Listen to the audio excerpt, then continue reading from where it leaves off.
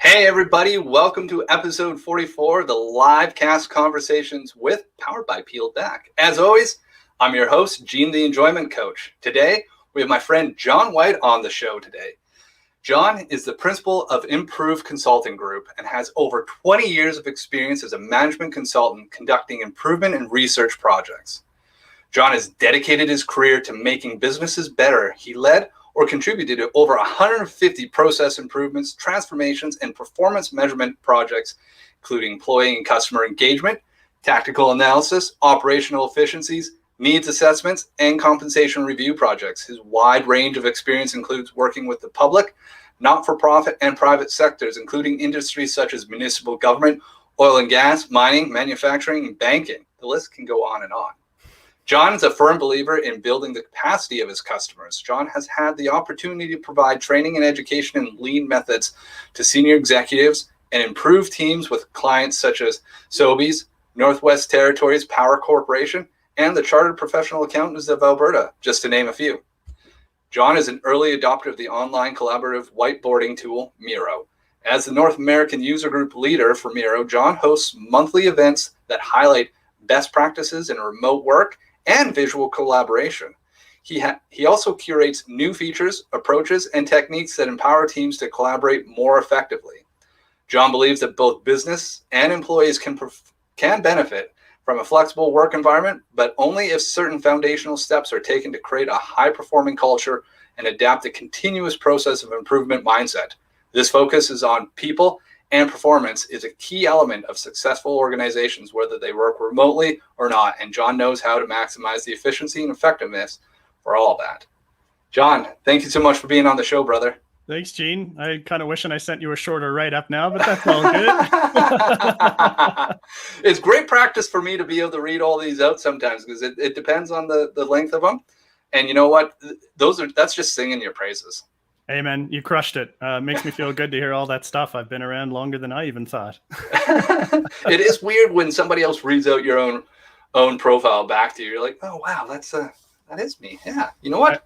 High five to you. I know, man. I always struggle with writing my own copy, trying to pump up my own stuff. I'm like, I shouldn't. I want to be, humble. Always stay humble. But sometimes you just got to say how it is. So, well, you know what? We'll take a little page out of Gary Vee's book and be like, the humble brag is a real thing.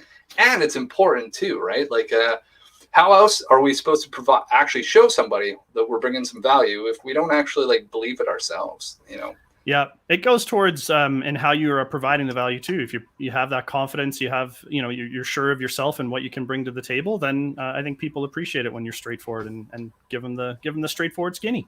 Oh, 100%. There's a big difference between a lack of confidence of trying to I guess make it before you've actually can, or fake it before you make it type mentality. But then on the flip side, when you've actually been in the trenches for as long as you have, you've seen some shit and you know things, and that experience needs to be shared. And if you're not going to bang on your chest even a little bit, then who is? Who is gonna? I mean, I think like many people for a lot of the first years of my career, I had imposter syndrome like crazy.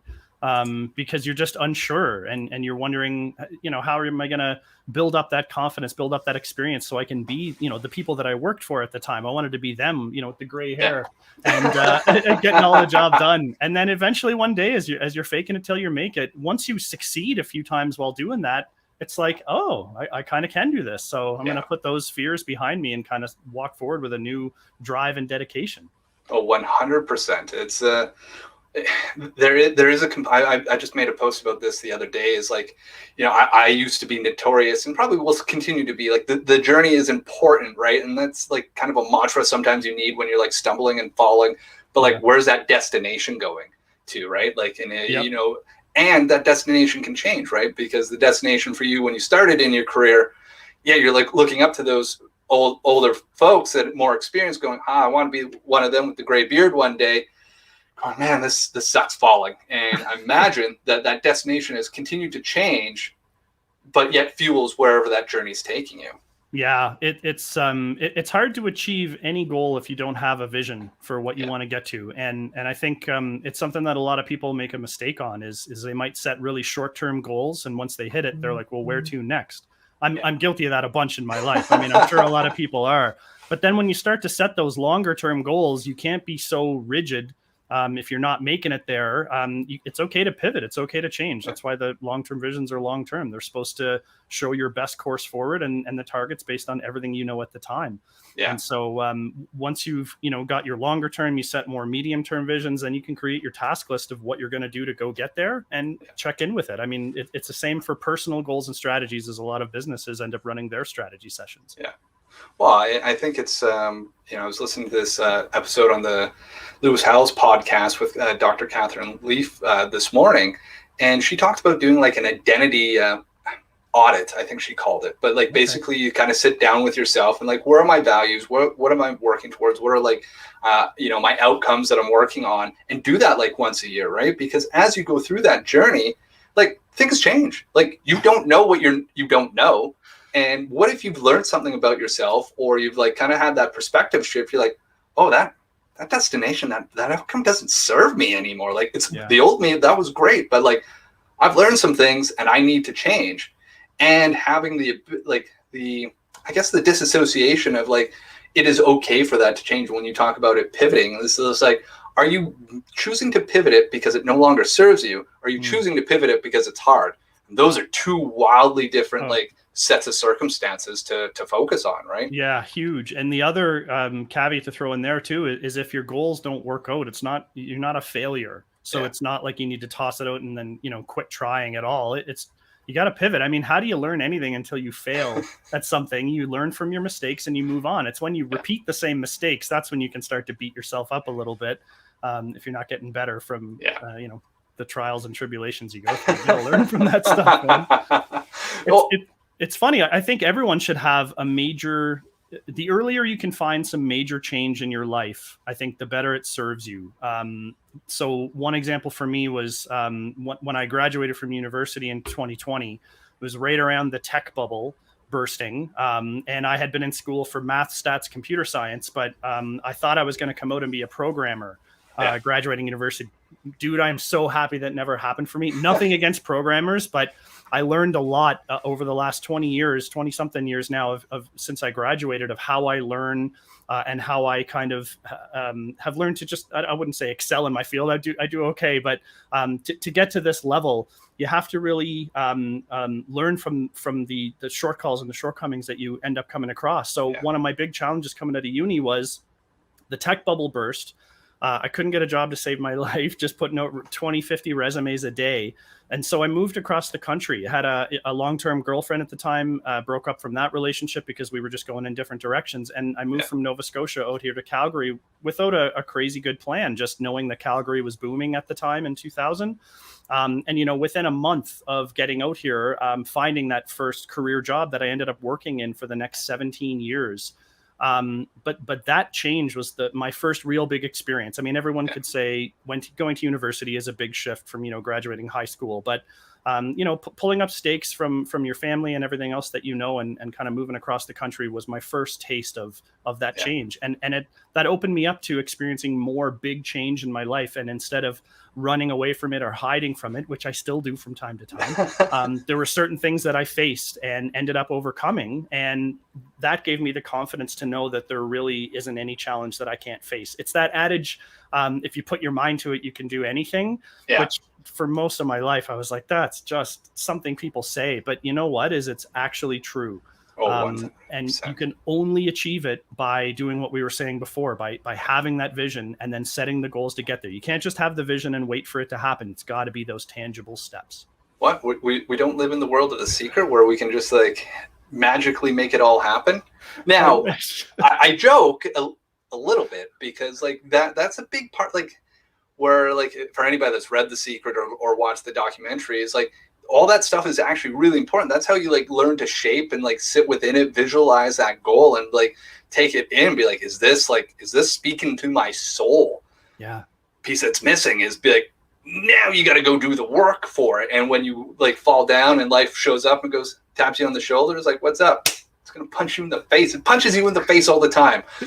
And like the goal of that is, for me, at least the metaphor I take away from it is like, do I want this goal enough to continue to get this punch in the face? Knowing I don't know when it's coming, but I just know it's going to happen. Like I can't avoid it. I can like do some things so I don't get the same one. Yeah. But am I willing to put the work in to get to that goal? Is it juicy enough to take the falls? Yeah. Yeah. And there are certain things, on their face that they are, and there are others that it's not so clear, because even if you have the vision, I want to own my own business, which is a goal I had for myself around 2015. And I had worked for a small boutique consulting firm up till 2017, and had some events there we can get into in a bit with motivation to get that done. But yeah, I had that goal for myself, but I knew in 2015 when I made that decision that I wasn't just going to turn around and do it. And it wouldn't have been a smart move. So there was some planning, there was some soul searching, there was, is this something I can actually do? And a few of my fears have come true around running a small business, including, that it stops becoming all about the work you're doing and the value you're adding to clients. And it also now, when you run a business, becomes about running that business and all the stuff that goes with being, a sole practitioner and trying to build your networks and get your name out there. So lots of challenges, things you're scared of will be a reality and come true, but you learn how to deal with them. You learn when to ask for and accept help. And it's just all very important skills to have. Oh, there's one right there. Like what was that time, or was there a time that you've learned that lesson about asking for help and like trying not to do it on your own, right? Like being an entrepreneur and being, especially in the solopreneur world, it can be lonely. And it can also like be like I got this. I'm just going to figure it out and do it my own. Yeah. What was that time that you're like, oh, that was too hard, and I'll take some help? Well, I mean, it's so the first year of starting out the business turned out really, really well. Had a lot of existing contacts to leverage, a lot of networks that were established and in place. Got a couple of existing clients that kind of followed me and came with me. So that was all fantastic. And just as that was starting to, slow down, that nice first wave, and I'm realizing I got to get into some new things, the pandemic hit, and that, threw everything for a loop for a lot of people that I expect. And so I had to start relying on some new ways of doing things. I thought maybe starting a movement or an initiative around helping remote teams collaborate more effectively would be a good idea. But that ended up just being, it was never time wasted. I pulled a bunch of fellow consultants together. We talked about how we could approach the market and bring some value to folks who maybe were struggling or a little bit afraid of what can happen in remote environments. And the folks that we had partnered with all had huge experience with remote work and how successful it can be. And then, about the end of last year was when I just said to myself, I got to stop trying to do all this on my own. I'm a lean practitioner. I'm a master black belt in Lean Six Sigma, so I can do all that work. I can help my clients. But in terms of helping myself is just where I struggle. And so it was in the area of marketing and digital marketing and getting, my new name, my new brand out there. And it was in November, December last year that I took the advice of a great friend and mentor, Annie McLeod. Shout out to Annie and the project management game board, who we both know.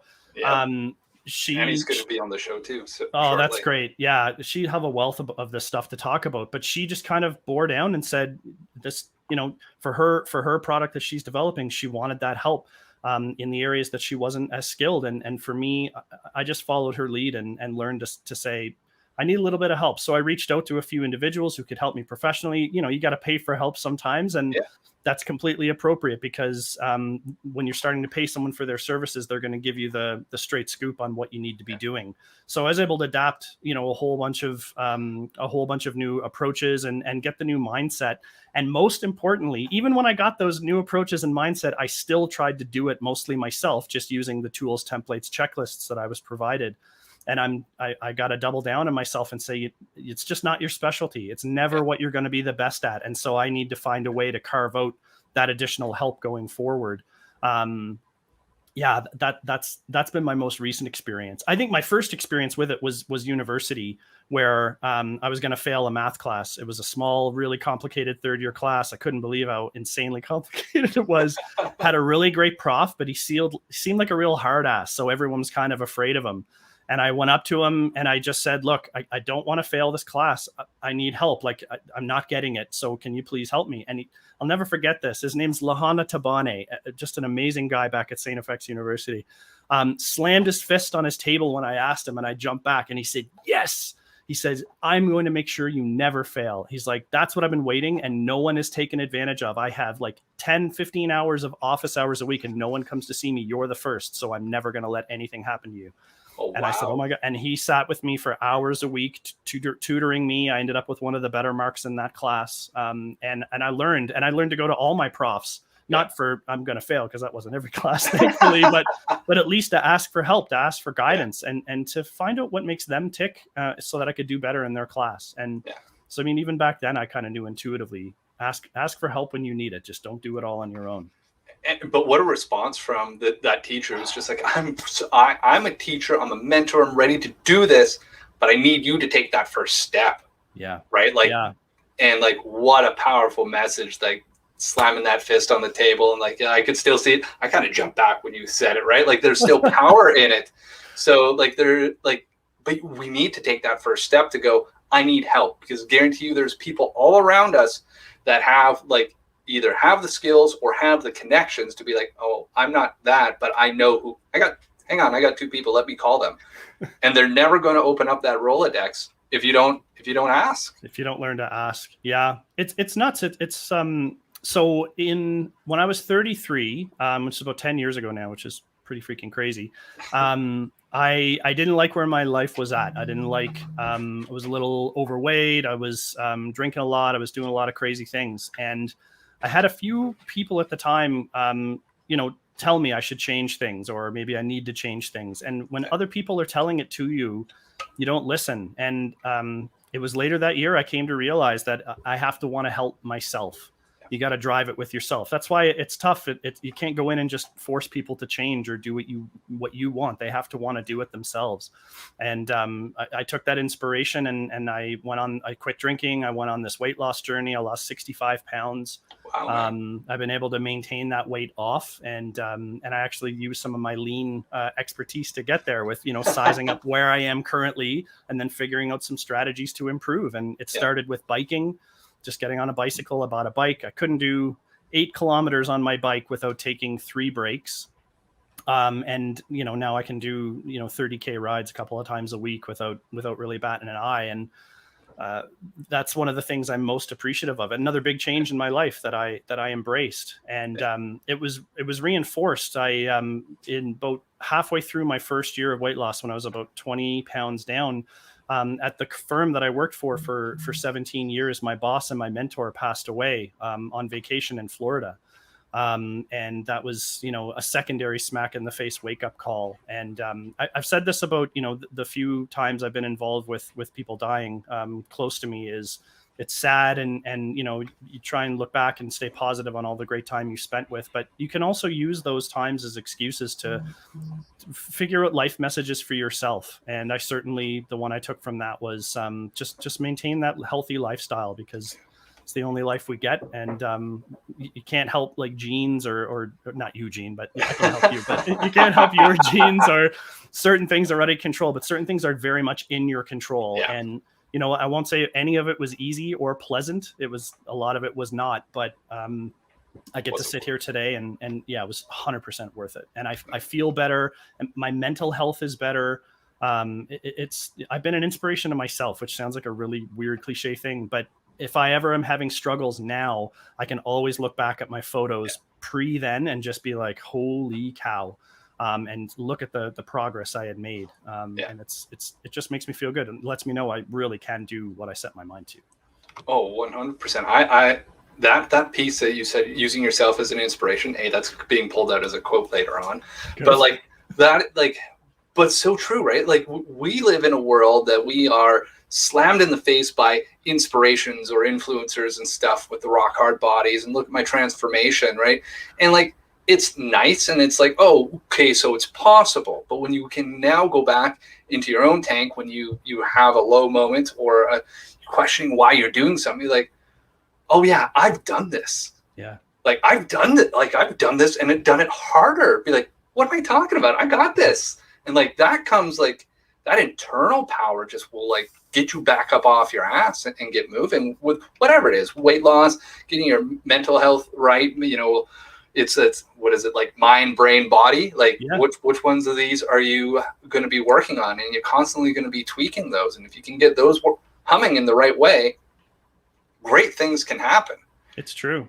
But if you unfortunately, we don't have a manual really on how to do that, or really trained when we're younger. Like I'm 41 and I'm still figuring this stuff out, right? Like it's worthwhile. And like when it's hard and you can still look up and go like, I am so looking forward to not carrying this weight, or man, I'm so grateful for have lost 30 pounds. Like I can go up the stairs, I can play with my kids. I'm going to be a personal desire for myself. Why I exercise and drive is because I'm going to have a dance party when I'm 100. I'm going to be up on a table again. Like that's in my mind. And like when I'm working out or doing something that's pushing my body hard, I'm like, I go back to that and I'm like, oh yeah, he'd be pissed if I stopped now. So I got to keep going. Yeah. Right. And I think there's power to look in the past and then still tie to that vision, or, and really dive into that visualization and like walk around it and understand it. Yeah. I mean, I reflect back on that quite a bit. I mean, not that particular scenario, but if I apply that to work, when I'm going to go in and start a new project for a client and it's big and it's complicated, and you've put in a proposal statement of work and you said what you're going to do, but you never know exactly what it's going to be until you're sitting and talking and getting the files and having those discussions. And I get the nerves like crazy before I start. And then I'd be like, man, you've done this 100 and 200 times. Like it's really not that big a deal. It's just, and that's able to calm me down and get me in there and be a high performer, knowing that I can always go back, fall back on my skills. And if that fails, I can always fall back on talking, because man, I like to talk. That's the maritimer in me. It was so funny coming up when I was learning about lean. I started out my career as a data cruncher because I love statistics. I love getting into databases, doing all that kind of stuff. And my boss, my mentor at the time, was just this, I think he was a genius, honestly.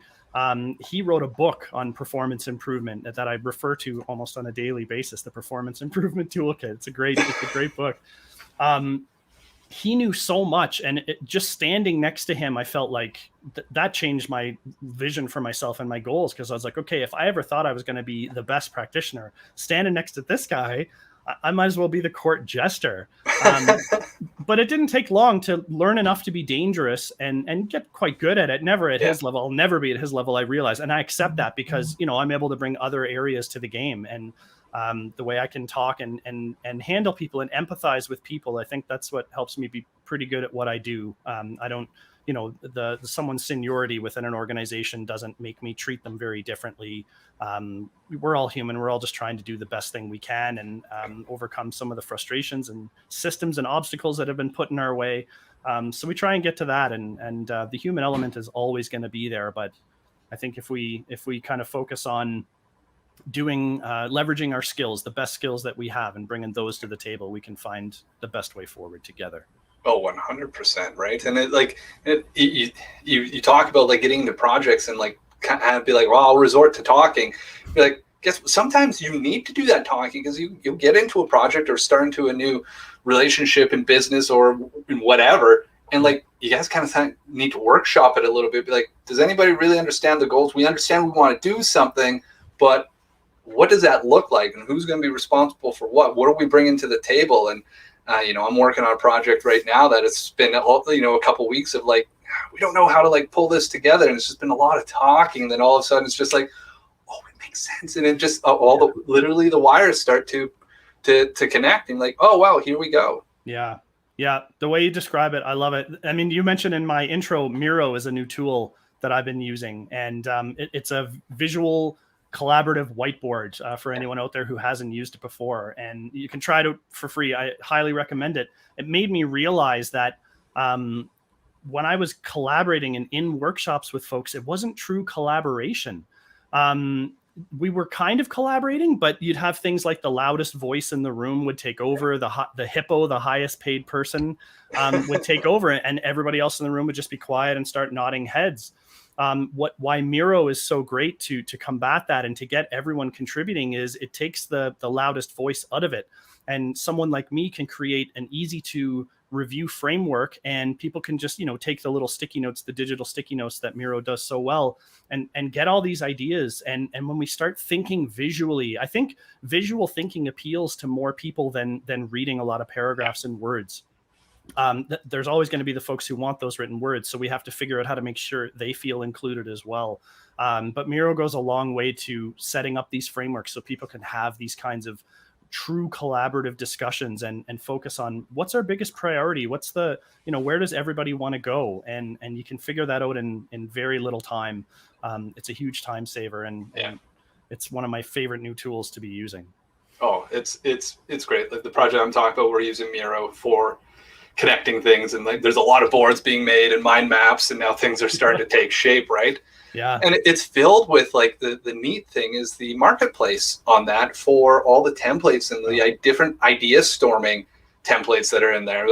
Every once in a while I'll just start scrolling through and be like, oh, there's an hour that I can't build. Be like, okay, well, good to know. But there is a lot of different ways and approaches to like source ideas out of people. Yeah, it's literally endless, which is great. It's as a facilitator as well as a consultant, it adds so many tools into my toolbox, and that's what I love. I mean, as a lean practitioner, I love the principles of lean. We got to add value. We got to consider what our clients want.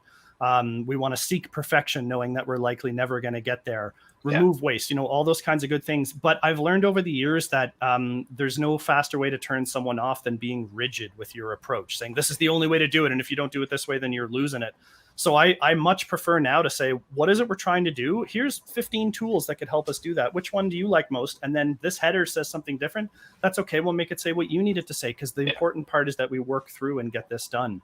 That's you were talking about the Miro templates. So there's templates built into Miro, and then there's the Miroverse, which is the big user-driven content library. And I've got a couple of submissions up there, lean submissions in there, which has been a huge achievement for me to get up there and have people liking and downloading some of the tools I'm throwing out there.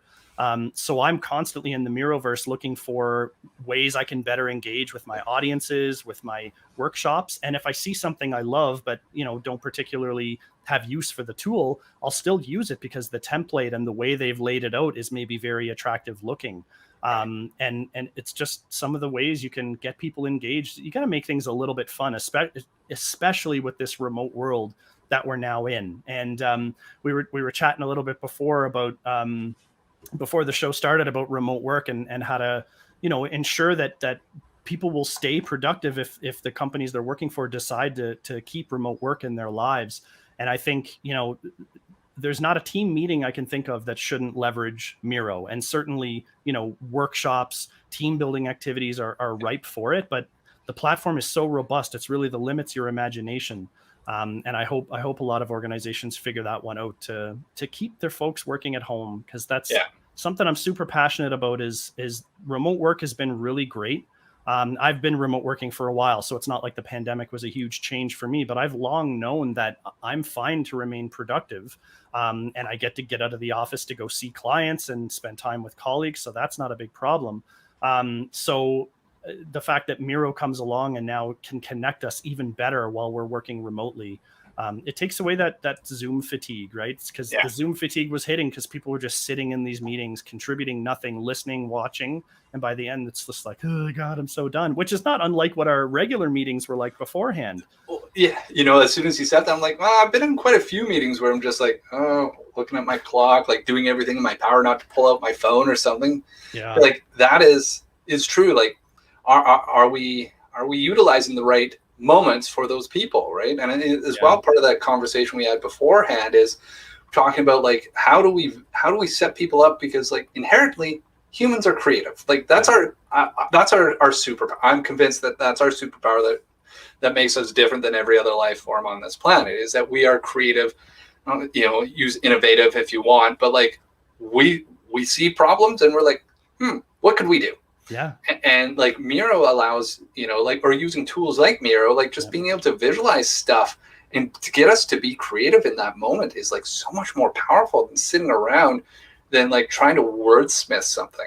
That's so one of the things that like jumped out when you're talking about being visual versus the people that need the words is like, question jumped up for me is like, do the people that need those words, are they using it to hide that they don't actually know what they want? Yeah. Right. Because you can get very robust with your words and not say anything. Right. Like we can talk a lot and not have any meaningful thing to say.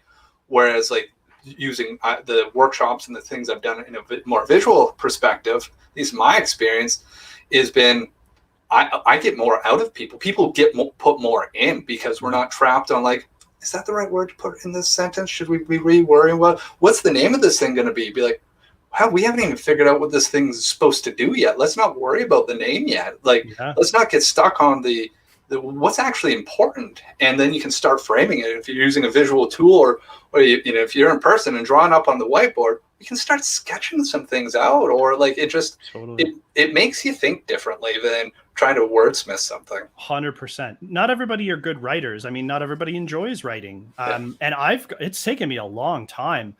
I sucked at writing, especially for business, trying to write reports, trying to summarize things concisely.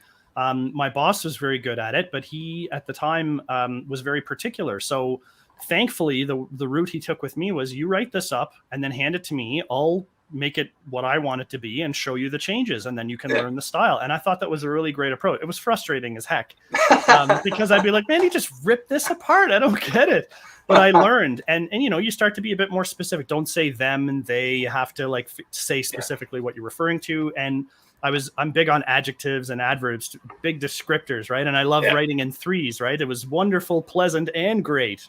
You don't need that. It was just good. Okay? It was good. It was all right. It was. And so, working in Miro, when you get the visual element, the sketches, insert drawings, use icons, use emojis. Like, how do you feel about this? Boom, put the happy face, right? You don't have to say, well, I thought, and then you can probe into the areas that end up being more problematic or require more help. And it gives you that one source of the truth, which is another reason I love it. You can have, I've heard of, well over 100 people on Miro boards simultaneously. I think they can allow closer to 300 or 400, depending on how much content's on the board. It's amazing to see all the mice, all the pointers moving around the screen as you're working synchronously with people. I think the stories you can tell are just much more interesting for everybody when you do that visual approach. And then, you know what, if your final audience, your final consumer of this information wants a story, then you could write the story after you've drawn your visuals. But for my project work in Miro, you start from your project plan and then you extrapolate on that. You have your brainstorming, more ideas. For me personally, it would be some process maps, some 5 whys analysis to dig to root cause. And then your final presentation, and you can be presenting your slides to show to the executive or whoever you're presenting to. And if there are questions, you just pop out of presentation mode, zoom in on that area, tell them the story you went through, make some notes, and then back to your presentation again. So, and it's so fluid. It definitely changes that dynamic of feeling like this final document is what I have to submit, and it has to be so perfectly written. It can be more back and forth, more dynamic. And end up with better information. I've even started doing proposals in Miro so that they don't seem as finite. I'm putting myself out there with some pricing and a work plan, but then I'll give them comment access and say, tell me, like, let's go back and forth and make this what you really want it. Whereas before that, those paper PDFs, there's just no room for, you put it in and you hope it was the right one. So it's just so many benefits, man. Interesting. Well, the thing that comes up for me, like being like a visual, like, worker is great, but so what do you do when you need to start? So obviously Miroverse has a lot of options, and it's also going to be overwhelming, right? Like it's like you've got too many choices, like, well, now I can't make a choice. So like, what would be like, how would you step somebody through going, okay, where I see that your team's hang up is like you don't have alignment on this, or you're missing this process. How would you take somebody through that, or like coach or mentor somebody that's never done anything like that, going, where do I start? Do I pick the right stickies? Like, do I have the right thing? Like that in itself is like that's that start with one step. Yeah. So how do you get them to go, it's okay, come here. Come here, go back. You know what is the best introductory use case I've ever heard of is just using it to document your thoughts. So it doesn't matter the sticky colors. You can get into using different colors for different things. You can tag stickies in different ways. Just document a conversation that you're having in a meeting on stickies. And when the conversation is done, share it back with the team. Whether that's one person, taking notes like it would be in the traditional in-person meetings, or asking everybody to kind of contribute. But most people are new to Miro these days. So just one person doing it. And when they start to reflect back on what you've written, they might say, oh, that's not quite right. I need it to be slightly different. Or I have another idea based on what you wrote. Oh, hey, look at what we're building. These ideas are all flowing. Let's group these like ideas together. And boom, all of a sudden we have a priority we want to focus on. So I'd say at its simplest, that's what you do. You don't need any framework. You don't need any container boxes that you're putting your stuff in. Just start documenting the comments and see how that works. And eventually that'll lead to starting to draw a diagram, using a very simple template, maybe on stop, start, continue. That's a nice one you can get into for any process or procedure discussion. What do we like? What do we not like? And you can build it from there. And realizing too that in Miro, there are creators who create the frameworks that everybody works within. And there are contributors who just come to these workshops or meetings and they add their bit. And if you should just start out being a contributor in your workspaces, even if they're your own, because it's overwhelming to think of, the end-to-end procedures you're going to go through to get these discussions done. That can form very organically. And I mean, the other big point I would give out with Miro is get into the Miro community. The community.miro.com is their website, and it's fantastic to learn and ask these types of questions and find the help you need. Yeah. That's awesome, man. Like, and so what I hear from that is like, be brave and remove the element of like, does it have to be right? Be like, it just has to get started. Yeah. And that's that thing is like, just grab the stickies and start doing it. Grab a pen on your whiteboard and start doing it, right? Like just start, and it will start to flow and something will start to grow from that. Yeah. Collaboration comes from someone taking those first steps, and it's just sticking something up on the board and then saying, what does everybody think of this? Is it good? Is it bad? And off you go from there. All of a sudden you've participated and now you're collaborating. That's really as simple as it has to be. Well, that's incredible. Like there's a lot of like, I don't know. I think there's a lot of juice when you understand how to pull the expectations back off of a collaboration too, right? Yeah. Like it doesn't need to be perfect. It just needs to start.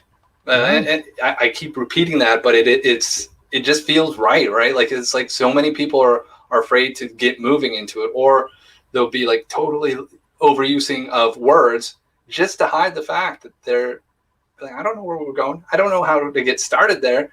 Yeah. But I've been asked to do a thing, right? And then I guess that pulls right back to our conversation earlier too about like being remote work and like trusting adults. Like if we're all going to be adults, come into those situations with our trust tanks on full so we can actually get in there and not have to worry about, are you trying to do something wrong, or, do I need to micromanage you? Be like, no, we're all here to do something great.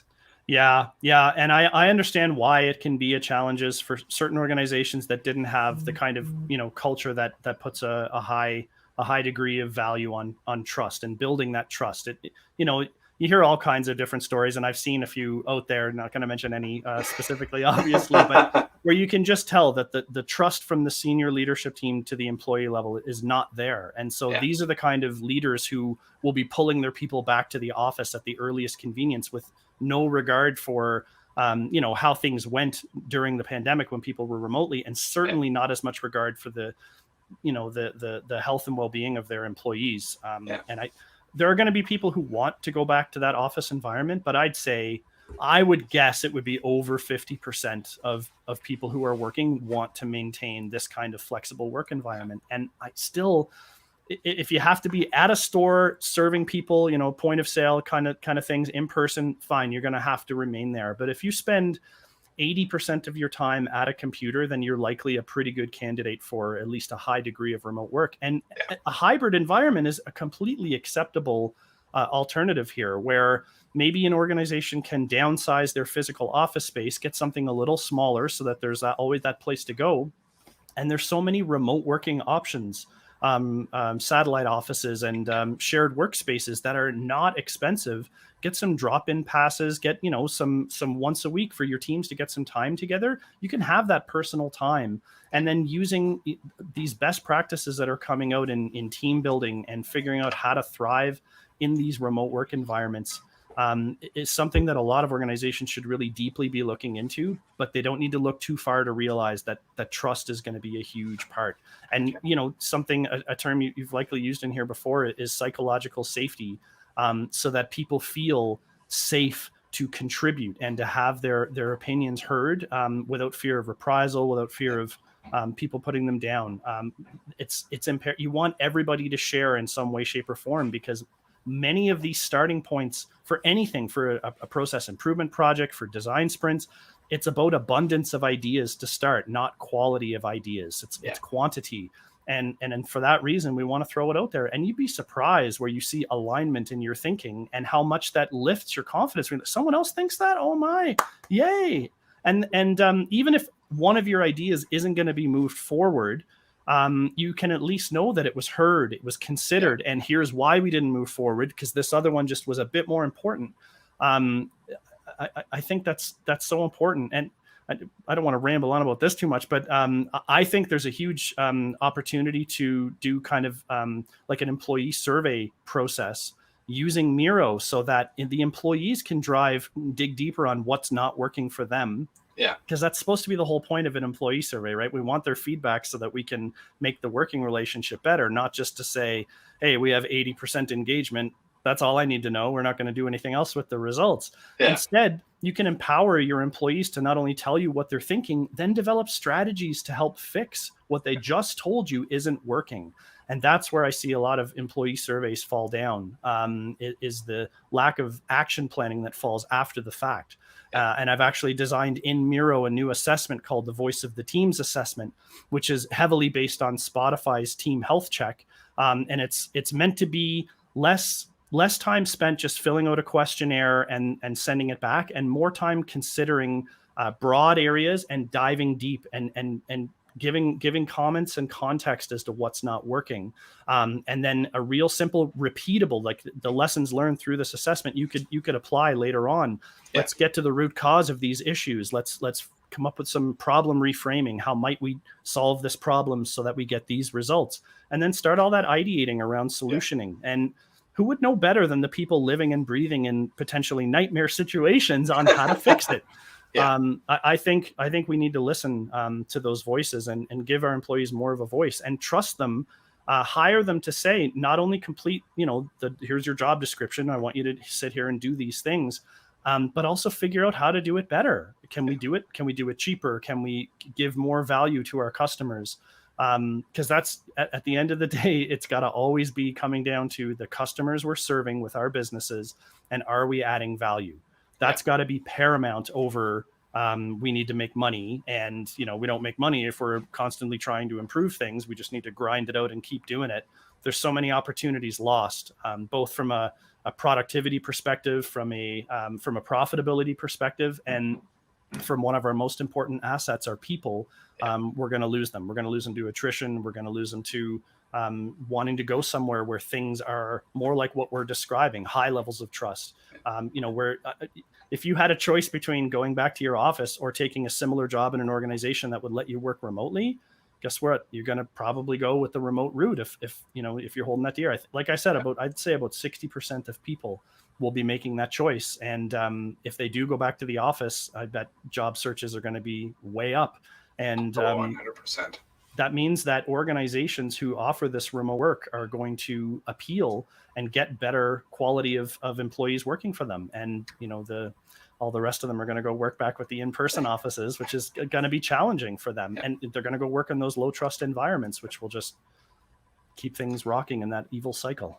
Well, yeah, it's like, well, the genie's out of the bottle, right? Like there was conversations like, oh, this like work from home thing could take a decade or more. Be like, no, it took 6 weeks. It took 6 weeks, right? Yeah. Like, and big organizations that swear they never do it, did it. And now some of them are trying to pull them back in. There's a lot of like LinkedIn comments and posts about like, I just quit my job today. I'm not going back to the office. And guess what? Our competitors are all hiring and going to let me work from home, and I'm going to make more. Be like, I would have stayed because I liked them. Yeah. Like there's a component of like, do you like the people you work with? At the end of the day, be like, if you're going to make it super hard and put all these roadblocks in people's ways to get their job done, be like, they're going to go do it elsewhere. Yeah. Like that's the end story. But like when we talk about that value you bring, it's like what I hope people are learning from all of this is that the value isn't about like the dollars in the bank. It's the value in the employees that are sitting behind those desks or talking to their customers. Like they are the ones you need to bring the most value out of. Yeah. Like you're taking, some of these people are, it may rub people the wrong way, but they're coming into a new establishment as a uncut gem. Yeah. And it should be the leader's job to learn how to help polish that into the brightest gem that it is, because you don't know what's inside that ore until you start breaking it away, right? Yeah. And everyone's going to be a little bit different. We are all snowflakes in some shape or form, right? So how do we go? Okay, we like the resources that you as a person bring in. How do we selfishly as the leader, like, and that's part of it, is like, it's okay to be like selfish to want the best out of your people, because then they give you their best, which then in turn give your customers and your clients their best. Be like, I'd take that selfishness every day of the week, right? 100%. Like, right. And so like, if we're going to take that and value those people and help them become the rock star with whatever role that is that they're meant to actually be, do that and you're going to flourish, right? Yeah. And if you have an opportunity where you be like, well, we've turned you into a rock star, and actually you're meant to be in a different orchestra, like you're meant to be in a different band. That should be reward. That's a good thing. Like, that should be celebrated too, right? I know. Yeah. I couldn't agree more with that. And it's just a shame when people get, you're hired to do this job and you're not allowed to do anything else but this job the same way, get perfect at doing it that way. It seems such a waste. We have such creative minds, like you were saying before. And that creativity, I don't just mean like in playing music or drawing pictures, right? Because that level of creativity not everybody has, but the problem solving abilities, that's where people really thrive. And that's what it should be. Like creating the product, service, whatever you're delivering, that's not the problem to be solved. The problem to be solved is, how can we do this better, faster, cheaper, add more value, make it more demanded? Those are the problems we need to be solving. And guess what? Every single thing we do in our businesses is subject to that. That's why continuous improvement, that whole methodology exists. And it's shocking how few organizations practice this. Oh yeah. And it's like, well, maybe we need to have another show just about continuous improvement, right? Because I'm just looking at the time. Remember, I said, we're going to look up. It's going to be 40 minutes. We're almost at 50 minutes now. So I do want to be respectful of your time. But like, I would love to have you back on with some other folks talking about continuous improvement, because I think it is it's a platitude. Some people say, we're going to continuously improve. Like, are you? Did you dedicate time to it this week? Yeah. Well, no, we do it in the midst of it. Like, I'm going to pause myself because I know I will get off on that rant. Like, it is so important, but yes, let's make that a conversation to be had. Yep. So to be respectful of your time, Jon, we've gone over, and I'm really like, this was just a great conversation, my friend. Like, thank you so much for being on it and just seeing where this went. And I know we could do another hour easily, but easy. And I think we will. So I've got the famous last question I ask everybody is, we're going to jump into my time machine. We're going to set it to go 10 years back, and we're going to hop out and talk to that, that 33-year-old version of you. And what's that one piece of advice that you would give them? Yeah, right around that time, I would be just entering my life-altering journey of losing all the weight and changing direction. And so it's funny, because I'd be going through such a major change. I'd be thinking of the advice I would give myself to make that even better. But I would say it would be Definitely when I'm considering going out on my own and taking control of my life in that respect, it would have been to plan a little bit more and know when to ask for that help when you need it. The knee-jerk reaction to going out on your own might be that, you need to do it all on your own. You're going to be out there stuck on your own in the good way. It's what you've always wanted, and being your own boss are all those good things. But you're still going to have challenges, shortcomings, and limitations. And you have to be able to recognize when that's going down and not only ask for help, you need to be able to invest in it. And fortunately or unfortunately, in business, that means investing money and your own time. But that's part of why you're investing money, is to save yourself some of that time. And I find the easiest way to do that is to work out a little plan for yourself, same way we were talking about before, have that vision and determine how many hours you think it's going to take you to get where you need to go. So if you want to create a digital marketing strategy, you're going to have to write copy. You're going to have some documents, some free value you can have to folks. You're going to need to set up your profiles, get all the wording done. You can set yourself a schedule for that stuff and figure out how many hours it's going to take you. And the simple way to do it is figure out your hourly rate for your business and apply that to the same model. And then if what you were going to spend on some external help comes in under there, your cost benefit saying, stop wasting your time doing things you're not good at, because these other folks will get it done in half the time, twice the quality. Yeah. 100%. Love that message. That's a great one. Check the ego at the door for what you're delivering, your business, what your business is. You're the expert there, but rely on other experts who know about this kind of thing, setting up businesses. Get that help. You're doing yourself a huge favor, saving yourself a lot of, it's heartbreaking and heart-wrenching enough to be on your own doing things, because, you're always wondering where the next paychecks are going to come from. And when you're marketing, you don't have time to be working. And when you're working, you don't have time to be marketing. And when you're wrapping up one project, you're wondering where the next one's going to be. So it's nice when that's all lined up and waiting to go. But there are many times, like during a pandemic, when that's not the case. So having a support group, even if it's external to you, is huge. Yeah. And knowing people like you, Gene, you've given me some great advice over the last couple of years too. So I appreciated that, man. You're crushing it. Your videos, every time you go back and you're doing your 30-day challenges and you're whatever it was, you've done a few and you're doing your videos and you're just wrecked. But I hear it in your voice that you're so proud of yourself. And it's the feeling I get. I get up and I don't want to go to the gym. And then I get there. And while I'm there, it's not so bad. I enjoy it. And when I'm done, I'm like, I destroyed it. And I feel great. And I can see that. And then you relate it to a life lesson. And I love that stuff, man. I watch all your stuff. It's really inspirational. So thanks for being you. I really appreciate that, man. It's taken me a long time to be able to accept the compliment, and it's just like still like, but I accepted that, and that felt really nice. I think I needed that more than I knew. So thank you very much. Right on, man. Yeah. Well, Jon, is there anything, like, before we go, would it be, I want to pump up you a little bit because you do some great stuff. So where's the best place for people to connect with you? Yeah, so check me out on LinkedIn. You can check me out. I don't even know if I have my exact link available, but just search for Jonathan White with Improve Consulting Group there. Folks can check me out on the web at www.improvecg.com. So building a couple of new Miro products. They're not officially launched. They're still kind of in development, but they're certainly ready to be tested and tried. And so one of those is the Keys to Improve method. If anyone's interested in checking that out, head to value.improvecg.com and you can sign up for a brochure that I've got there for some information. I should be having a workshop in the next, sometime later in the summer, I believe, for my Voice of the Teams assessment. So that's coming up.